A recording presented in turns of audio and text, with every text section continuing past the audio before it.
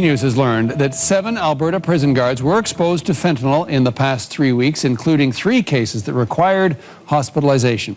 The Correctional Service of Canada says it provides guards with tools they need to protect themselves.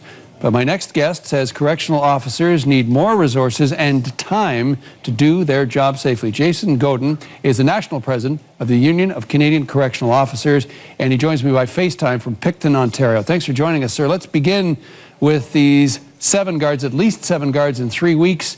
Why is it happening? Well, obviously fentanyl poses a risk to all first responders in the country, and obviously correctional officers are no exception. It's clearly presenting a massive issue for us behind the walls, and it's certainly presenting issues for other first responders out in the community. But we're really no different than other first responders, and we're subject to exposures like they are as well. The question, when we say exposed, that's a word that has been used throughout this story since CBC News broke it. But when we say exposed, how were they, and in what manner were they exposed to it? Well, there's many ways a correctional officer can be exposed. I mean, first of all, part of our job is responding to inmates who have overdosed. There's certainly a possibility of being exposed there. At the same time, we're responsible for conducting searches on the property as well as inside the institution. So these are often where the exposures occur. Obviously, it presents a pretty dangerous situation for correctional officers. We continue to look for, or certainly ask the department for more tools for safety reasons. At the same time, we're in disagreement about the handling threshold levels, which most law enforcement agencies start taking precautions at 1 gram, and for whatever reason, we're in disagreement here with corrections about lower precautions taking place at 3 grams. We don't see ourselves any different from the other first responders, and we believe that the potency of fentanyl can be found, in our institutions at the same level as it is in the community. And as we've recently found out, carfentanil can be a single grain that can prove deadly as well, and it's pretty hard to tell under the circumstances of, for example, a search. But when you describe exposure, is this, and I do want to get into the nuts and bolts of this, is this like baggies that are found that is then opened, or is ripped open, or how are they actually being exposed? Are they breathing it in? Are they ingesting it? Is it getting on their hands?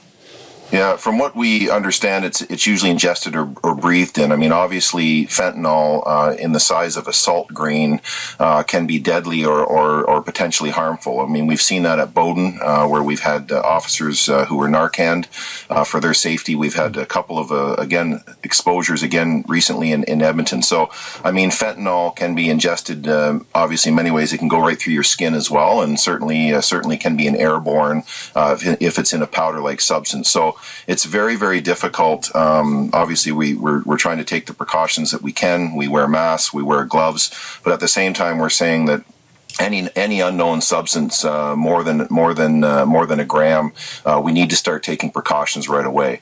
Narcan is now available to correctional officers inside after the union had pushed for this. I believe it was last fall. But again, we continue to see exposures. There's also tools in the field, search tools that we can be using as an example in VNC that we're looking at.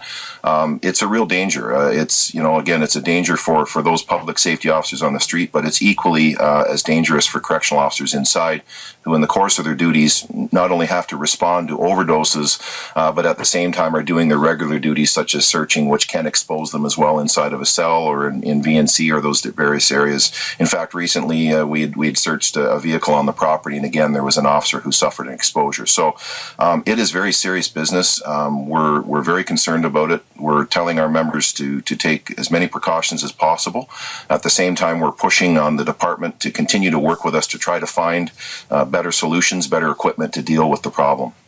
You mentioned the search. This is the case where if it's on the street, an officer stops someone, it may be a baggie in their pocket or in a shoe or something like that. But in a contained environment like a prison cell, they can hide it in all kinds of places that, as you say, are difficult to search and can present exposure risk at that point.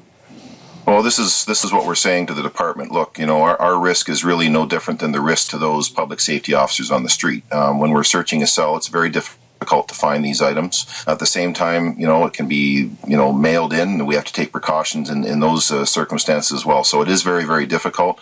And again, part of our issue is when we're responding to a cell, it could be because an inmate's overdosed. So again, we have to, analyze the situation and try to ensure that we're safe. But again, we have an obligation, of course, to preserve the life of the inmate. So we're in a very delicate and tough balancing situation where we also have to take precautions before we start to administer the first aid needed to the inmate as well. So again, we're much like first responders on the street. For us, we're doing all three jobs behind the walls of a penitentiary, that of the paramedic, the firefighter, and the police officer. So again, it's very complicated for us to manage this situation, and it's difficult. It's a difficult situation. It's a very dangerous one. We've seen the use of fentanyl. We've seen the overdose deaths from fentanyl multiply exponentially right across the country. Can we expect a similar exponential growth of the use of the drug and presumably the dangers represented behind the walls? Well, I would say certainly the trend in the community is we're seeing more exposures and more deaths, and I don't think, from our perspective as a union, we don't think that trend is gonna go away inside the prisons. In fact, it'll continue to rise just like it is in the community. So again, we're trying to get out ahead of the game here, and we're saying, look, we have to look at new technologies. We have to tighten up our precautions, our safety precautions, as tight as we possibly can, because obviously the trend in the community, we feel that the trend will continue behind the walls of our federal penitentiaries. It's something people are keeping a close eye on outside and inside of the walls. I want to thank you for your time on this, sir. It's much appreciated. My pleasure. Jason Godin is the national president of the Union of Canadian Correctional Officers, and he joined us from Picton, Ontario.